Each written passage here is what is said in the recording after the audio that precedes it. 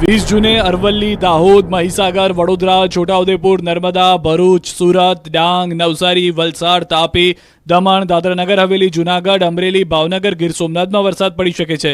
21 જૂને પંચમહાલ, દાહોદ, છોટાઉદેપુર, નર્મદા, ભરૂચ, સુરત, ડાંગ, નવસારી, વલસાડ, દાદરાનગર હવેલી, તાપી, જૂનાગઢ, અમરેલી, ભાવનગર, ગીર સોમનાથ, દીવમાં વરસાદની આગાહી છે। 22 જૂને સાબરકાંઠા, અરવલ્લી, પંચમહાલ, દાહોદ, મહીસાગર, વડોદરા, છોટાઉદેપુર, સુરત, ડાંગ, નવસારી, વલસાડ, દમણ, દાદરાનગર હવેલી, જૂનાગઢ, અમરેલી, ભાવનગર, ગીર સોમનાથ, દીવમાં પણ વરસાદની આગાહી છે। બનાસકાંઠા, સાબરકાંઠામાં 23 જૂને પંચમહાલ, અરવલ્લી, દાહોદ, મહીસાગર, વડોદરા, નર્મદા, ભરૂચ, નવસારી, વલસાડ, તાપી, દમણ, દાદરાનગર હવેલી, અમરેલી, ભાવનગર, ગીર સોમનાથ, દીવમાં વરસાદની આગાહી છે। 24 જૂને અરવલ્લી, પંચમહાલ, દાહોદ, મહીસાગર, વડોદરા, છોટાઉદેપુર, નર્મદા, ભરૂચ, સુરત, ડાંગ, નવસારી, વલસાડ, તાપી, દમણ, દાદરાનગર હવેલી, અમરેલી, ભાવનગર, ગીર સોમનાથ, દીવમાં વરસાદની આગાહી છે। તો 25 જૂને ગાંધીનગર, અરવલ્લી, અમદાવાદ, પંચમહાલ, દાહોદ, મહીસાગર, વડોદરા, છોટાઉદેપુર, ભરૂચ, સુરત, ડાંગ, નવસારી, વલસાડ, તાપી, દમણ, દાદરાનગર હવેલી, પોરબંદર, જૂનાગઢ, અમરેલી, ભાવનગર, ગીર સોમનાથ, દીવમાં વરસાદની આગાહી છે। દક્ષિણ ગુજરાતમાં વરસાદી માહોલ છે। છેવાડાના વલસાડમાં ગઈકાલથી મેઘમહેર થઈ રહી છે। રાત્રે જિલ્લાના લગભગ તમામ તાલુકામાં વરસાદ થયો। વાપી અને આસપાસના વિસ્તારમાં ધોધમાર વરસાદ વરસ્યો। આથી થોડી જ વારમાં રસ્તાઓ પાણી થઈ ગયા। વાપી ઉપરાંત ઉમરગામ, પારડી, વલસાડ, ધરમપુર અને કપરાડામાં પણ મેઘમહેર થઈ। 24 કલાકમાં જિલ્લામાં સૌથી વધુ ઉમરગામમાં લગભગ 3.5 ઇંચ જેટલો વરસાદ થયો, જ્યારે વલસાડમાં 2.5 ઇંચ જેટલો વરસાદ થયો। કપરાડામાં 1 ઇંચ, જ્યારે પારડી અને વાપીમાં 1 ઇંચ વરસાદ નોંધાયો છે।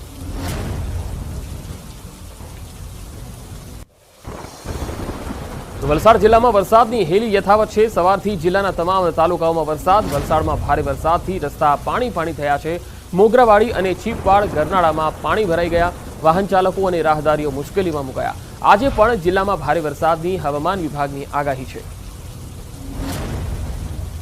તો વલસાડ જિલ્લામાં છેલ્લા 2 દિવસથી વરસાદી માહોલ દેખાઈ રહ્યો છે। વલસાડ છે, નવસારી છે, સુરત છે, આ તમામ જે જિલ્લાઓ છે દક્ષિણ ગુજરાતના, તેમાં લગભગ 3 દિવસથી વરસાદી માહોલ જામ્યો છે। આજે પણ સવારથી જે વરસાદી માહોલ છે અને વલસાડની જે તસવીરો આવી રહી છે તેમાં તમે જોઈ શકો છો કે ગરનાળામાં પાણી ભરાવાના કારણે વાહન ચાલકો મુશ્કેલીમાં મુકાયા। એટલો વરસાદ અહીંયા પડ્યો છે। વલસાડમાં 2.5 ઇંચ જેટલો વરસાદ પડ્યો છે, જ્યારે ઉમરગામમાં સૌથી વધારે 3.5 ઇંચ જેટલો વરસાદ પડ્યો છે। ભારે વરસાદને કારણે રસ્તાઓ પાણી થઈ ગયા છે। વલસાડ અને સુરત અને નવસારી, આ 3 જે જિલ્લાઓ છે એમાં છેલ્લા 3 દિવસથી વરસાદનો માહોલ છે, જેના કારણે નાગરિકોને ગરમીથી રાહત મળી ગઈ છે। ખેડૂત વર્ગમાં આનંદની લાગણી છવાઈ ગઈ છે। સવારથી જ જિલ્લામાં વરસાદ અને આજે ચોથા દિવસે પણ લગાતાર વલસાડમાં વરસાદી માહોલ દેખાઈ રહ્યો છે। સવારથી જ તમે જોઈ શકો છો કે મેઘમહેર થઈ રહી છે અને તેના કારણે વરસાદી પાણી જે મુખ્ય માર્ગો છે તેના પર ફરી વળ્યા છે। વધુ માહિતી સાથે સંવાદદાતા ભરતસિંહ વાઢેર જોડાયા છે વલસાડથી। ભરત, જે રીતે ચોમાસુ સિસ્ટમ નવસારી, સુરતમાં સ્થિર થઈ ગઈ હતી, નબળી પડી ગઈ હતી, પરંતુ હવે છેલ્લા 2 દિવસથી એવું લાગે છે કે ધીરે ધીરે આગળ વધી રહી છે। વલસાડમાં કયા વિસ્તારોમાં આજે વરસાદ દેખાઈ રહ્યો છે? જી બિલકુલ પંકજ, જે રીતના હવામાન વિભાગે આગાહી કરી હતી, છેલ્લા 1 અઠવાડિયાથી જ વલસાડ જિલ્લામાં છૂટો છવાયો વરસાદ વરસતો હતો, પરંતુ ગઈકાલથી જ જાણે જિલ્લામાં ચોમાસાની વિધિવત શરૂઆત થઈ ગઈ હોય તે રીતના માહોલ સર્જાયો છે। ગઈકાલથી અત્યાર સુધીની જો વાત કરીએ તો અત્યારે પણ વલસાડ જિલ્લાના લગભગ તમામ તાલુકાઓમાં વરસાદની હેલી યથાવત છે। ગઈકાલે થયેલા 24 કલાકમાં વલસાડના ઉમરગામમાં 2.5 ઇંચ અને વલસાડની અંદર 2 ઇંચ વરસાદ વરસ્યો છે। સાથે જ પારડી, કપરાડા અને વાપી તાલુકાની અંદર પણ 1 ઇંચથી વધારે વરસાદ વરસ્યો છે। આજે સવારથી જ જિલ્લામાં વાદળછાયું વાતાવરણ છે અને તમામ તાલુકાઓમાં વરસાદ વરસ્યો છે। વાત કરીએ વલસાડની તો વલસાડ શહેરમાં ગઈ રાત્રે વરસેલા ભારે વરસાદ અને આજે સવારે પણ વરસેલા વરસાદને કારણે થોડા સમયમાં જ રસ્તા ઉપર પાણી થઈ ગયા હતા અને સાથે જ જિલ્લાની જે શહેરની રોજિંદી સમસ્યા જે દર ચોમાસે ઊભી થાય છે એવા બંને રેલવે ગરનાળા, છીપવાડ રેલવે ગરનાળું અને મોગરાવાડી રેલવે ગરનાળામાં બંનેમાં છે એ પાણી ભરાઈ ગયા હતા। આથી વાહન વ્યવહારને અસર થઈ હતી। રાહદારીઓ અને વાહન ચાલકો મુશ્કેલીમાં મુકાયા હતા। હવામાન વિભાગે આજે પણ જિલ્લામાં ભારે વરસાદની આગાહી કરી છે। જો કે જે રીતના છેલ્લા 2-3 દિવસથી જે રીતના વરસાદ વરસી રહ્યો છે, શહેરી વિસ્તારોમાં ખાસ કરીને થોડા જ વરસાદની અંદર પાણી ભરાવાની સમસ્યા ગયા વર્ષની જેમ આ વર્ષે પણ યથાવત છે। આથી તંત્રની પ્રી મોન્સૂન કામગીરી પર છે થોડા જ સમયમાં પાણી ફરી જતું હોય તેવા દ્રશ્ય જોવા મળે છે અને શહેરીજનોએ કરવો પડે છે। જી ભરત, આભાર માહિતી આપવા માટે।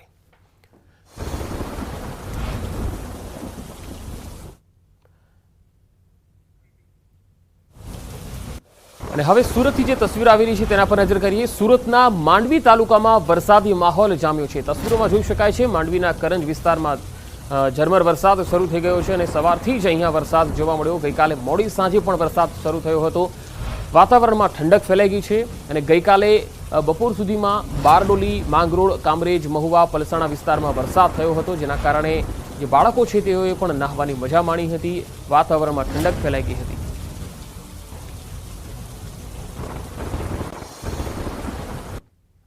પંચમહાલના યાત્રાધામ પાવાગઢના વાતાવરણમાં પલટો આવ્યો। વહેલી સવારથી ગાઢ ધુમ્મસ સાથે આહલાદક વાતાવરણ સર્જાયું।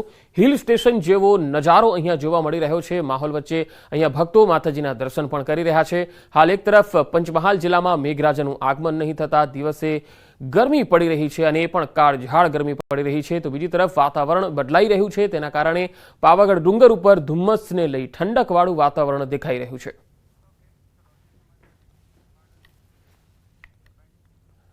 અમદાવાદના ગોમતીપુરમાં જાહેરમાં ખેલાયો ખૂની ખેલ। 2ની જાહેરમાં હત્યા થઈ ગઈ। ત્રીજો વ્યક્તિ સારવાર હેઠળ છે। ગોમતીપુરના હાથીખાઈ ગાર્ડન પાસે અંગત અદાવતમાં હત્યા થઈ। તલવારના ઘા ઝીકીને હત્યા કરી દેવાઈ। મોહમ્મદ આમિર ઉર્ફે ભાંજો અને સબરેજ પઠાણ નામના યુવકની જાહેરમાં હત્યા થઈ ગઈ। ગોમતીપુર પોલીસે હત્યા કરનાર સમીર અને કમિલની સામે ગુનો નોંધીને વધુ તપાસ હાથ ધરી। એક આરોપીને ગોમતીપુર પોલીસે અટકાયત કરી લીધી છે। મૃતકો ડ્રગ્સ અને દારૂ પીને ખંડણી વસૂલતા હોવાનો પણ આરોપ છે। પાન પાર્લરવાળા સાથે બોલાચાલી બાદ મામલો ભીચક્યો હતો। વધુ માહિતી સાથે સંવાદદાતા નવીન ઝા જોડાયા છે। નવીન, ગોમતીપુરમાં જે જાહેરમાં ખૂની ખેલ ખેલાયો, આખો આ મામલો શું હતો? પંકજ, અમદાવાદના ગોમતીપુર વિસ્તારમાં આવેલ હાથીખાઈ ગાર્ડન પાસે ગઈકાલ રાતે ખૂની ખેલ ખેલાયો છે, જેની અંદર 2 લોકોની હત્યા કરી દેવામાં આવી છે, ત્યારે એક હાલ પણ સિરિયસ છે અને કુલ 3 લોકોને ખૂબ જ ગંભીર ઈજા પહોંચી હોવાના સમાચાર રાતે મળતા, પરંતુ જેમાં 2ના મોત થયા છે। જો કે પ્રાથમિક તપાસમાં એવી વાત સામે આવી રહી છે અને જે સ્થાનિકોનું કહેવું છે કે જે મરનાર છે તે લોકો નશાની હાલતમાં ત્યાં લોકો ઉપર ત્રાસ ગુજારતા હતા, ક્યારેક ખંડણી માંગતા હતા, એ પ્રકારનો આરોપ લાગી રહ્યો છે, જેના કારણે હાથીખાઈ ગાર્ડન પાસે એક પાન પાર્લર છે, તે પાન પાર્લરના જે માલિક છે તેના ત્યાં પણ તે અવારનવાર બબાલ કરી રહ્યા હતા આરોપ મરનાર, અને જેના કારણે ગઈકાલે આરોપીઓના ઘર સુધી પહોંચી જતા આરોપીઓ ઉશ્કેરાઈ ગયા અને જેના કારણે આ પ્રકારનો ખૂની ખેલ ગઈકાલ રાતે ગોમતીપુરમાં ખેલાયો છે, એ પ્રકારની માહિતી સામે આવી રહી છે। જો કે 2 આરોપીઓ સામે નામજોગ ફરિયાદ પણ દાખલ કરવામાં આવી છે, જેમાં એકને અટકાયત કરી લેવામાં આવી છે, ત્યારે બીજા ફરાર આરોપીને શોધખોળ પણ હાથ ધરવામાં આવી છે। જો કે સવાલ અહીંયા પંકજ એ છે કે અમદાવાદ શહેરની અંદર આ પ્રકારના બનાવ જે છેલ્લા થોડા સમયથી વારંવાર સામે આવી રહ્યા છે અને ખાસ કરીને પૂર્વ વિસ્તારમાં જે હત્યાના જાહેરમાં બનાવ બની રહ્યા છે, કાયદાનો બીક જ ના હોય એ પ્રકારના દ્રશ્યો જરૂરથી દેખાઈ આવે છે। જી નવીન, આભાર માહિતી આપવા માટે।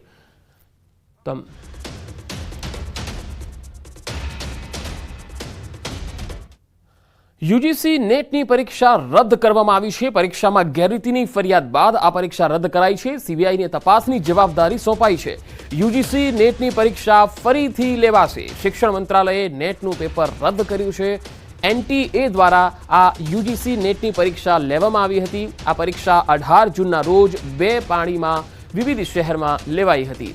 બાદમાં 19 જૂનના રોજ એટલે કે પરીક્ષા લેવાયાના બીજા જ દિવસે યુજીસીને ગૃહ મંત્રાલયના ભારતીય સાયબર ક્રાઇમ કોઓર્ડિનેશન સેન્ટર તરફથી ગેરરીતિ અંગેના ઇનપુટ મળ્યા હતા।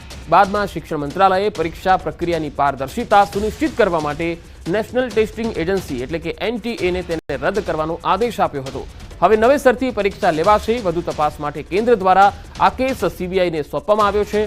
હાલ તો વિદ્યાર્થીઓ અને વાલીઓમાં રોષની લાગણી છે અને સાથે મેનેજમેન્ટ તંત્ર સામે અનેક સવાલ પણ ઉઠી રહ્યા છે।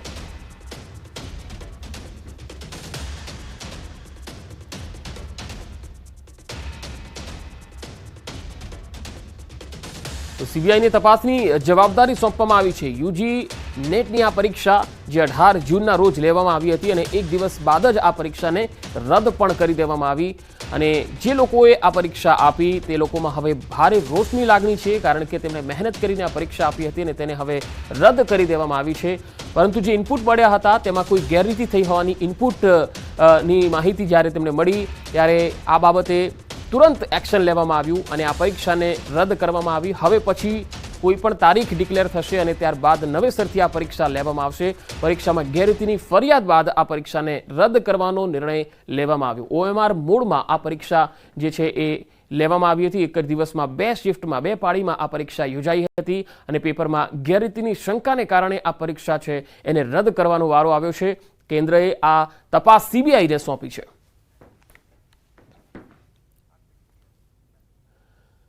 રાજકોટ ટીઆરપી ગેમ ઝોન મામલે દરરોજ નવા ખુલાસા થઈ રહ્યા છે, ત્યારે હવે પૂર્વ ટાઉન પ્લાનિંગ ઓફિસર મનસુખ સાગઠિયાને લઈને નવો ખુલાસો થયો। પોલીસને એમડી સાગઠિયા પાસેથી અપ્રમાણસર મિલકતો મળી આવી। સાગઠિયા પાસે તેની આવક કરતા 410% વધુ સંપત્તિ મળી આવતા ચકચાર મચી ગઈ। સાગઠિયા પાસેથી 10.55 કરોડની મિલકત મળી આવી, જેને લઈ એસીબીએ પૂર્વ ટીપીઓ એમડી સાગઠિયા વિરુદ્ધ ગુનો દાખલ કર્યો છે। તો સાગઠિયાના શાહી સામ્રાજ્યની જો વાત કરીએ તો તેની પાસેથી 10,55,37,355 રૂપિયાની વધુ સંપત્તિ મળી છે। ખેતીની જમીન, farm house, under construction hotel, tenement, 2 petrol pump હોવાનું પણ સામે આવ્યું છે। અમદાવાદમાં અદાણી શાંતિગ્રામ ટાઉનશીપમાં મિલકત છે। હોન્ડા સિટી સહિતના કુલ 6 વાહનો, ગોડાઉન, ગ્રીન પાર્કમાં પ્લોટ સહિતની સ્થાવર અને જંગમ મિલકતો પણ તેની પાસેથી મળી આવી છે। એટલું જ નહીં, સાગઠિયાએ અત્યાર સુધીમાં Dubai, Europe, south Africa, Australia, UK, Malaysia, Maldives અને શ્રીલંકા સહિતના દેશોમાં પણ પ્રવાસો કર્યા છે। કાયદેસરની આવક 2,57,17,360 રૂપિયાની મળી આવેલી। તેના પ્રમાણમાં તેઓએ પોતાના અને પોતાના કુટુંબીજનોના નામે 13,33,33,323 રૂપિયાની મિલકતો વસાવેલાની બાબત સામે આવેલી છે। તો ટીઆરપી ગેમ ઝોન અગ્નિકાંડનો આ જે મામલો છે, હાઈકોર્ટના આદેશ અનુસાર નવી 3 સભ્યોની કમિટી બનાવવામાં આવી છે। સત્યશોધક કમિટીના અશ્વિની કુમારે નિવેદન આપ્યું। પી સ્વરૂપ, મનીષા ચંદ્રા અને રાજકુમાર બેનીવાલની નિમણૂક કરાઈ છે। પોલીસ કમિશનર અને મનપા કમિશનર સહિતનાઓ પાસેથી માહિતી મેળવી છે। સ્થાનિક અધિકારીઓ પાસેથી માહિતી એકત્ર કરવામાં આવી। આગામી 4 જુલાઈ સુધીમાં હાઈકોર્ટમાં આ રિપોર્ટ સબમિટ કરવામાં આવશે।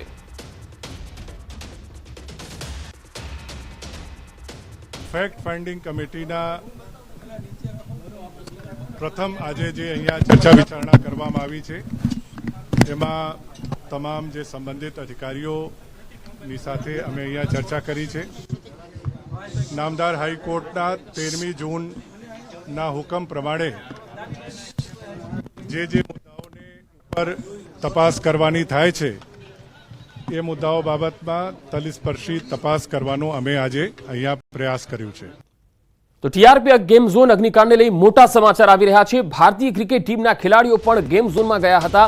શ્રેયસ અય્યર, અમન ખાન, સિરાજ પાટીલ સહિતના ખેલાડીઓ પણ અહીંયા ગયા હતા। ટીઆરપી ગેમ ઝોનના ઇન્સ્ટાગ્રામમાં વિડીયો પણ અપલોડ કરવામાં આવ્યો હતો।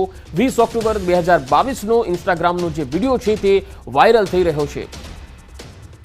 તો 20 ઓક્ટોબર 2022નો આ ઇન્સ્ટાગ્રામનો વિડીયો છે જે વાયરલ થઈ રહ્યો છે, જેમાં ખેલાડીઓ, ક્રિકેટના ખેલાડીઓ પણ અહીંયા ગયા હતા એવી વાત સામે આવી રહી છે। ઇન્સ્ટાગ્રામ પર આ વિડીયો છે જે હવે વાયરલ થઈ રહ્યો છે। ટીઆરપી ગેમ ઝોનમાં ક્રિકેટરો પણ મોજ માટે ગયા હતા, ત્યાં મુલાકાત માટે ગયા હતા। શ્રેયસ અય્યર છે, અમન ખાન છે, સિરાજ પાટીલ સહિતના ખેલાડીઓ અહીંયા ગયા હતા।